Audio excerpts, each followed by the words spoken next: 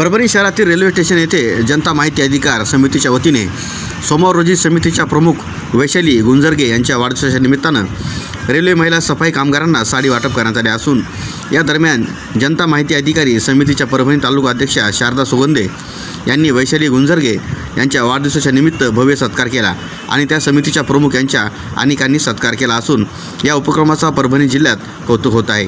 यावेळी सावली शासकीय विश्रामगृहात वैशालीताई गुंजरगे यांच्या वाढदिवसाच्या निमित्तानं केक कापून वाढदिवस साजरा केला। यावेळी तालुका अध्यक्षा शारदा सुगंधे, नांदेडच्या समितीच्या तालुका अध्यक्षा सुलोचनी सावंत, समितीचे सल्लागार गंगाधर पाईकराव, तस्नीम इफान पठाण, दीपाली वल्लमवार आदी उपस्थित होते। यावेळी जनता माहिती अधिकार समितीचे पदाधिकारी व कार्यकर्ते मोठ्या संख्येने उपस्थित होते। पाहूयात मुख्य संपादक राजू कर्डिले यांचा हा विशेष वृत्तांत।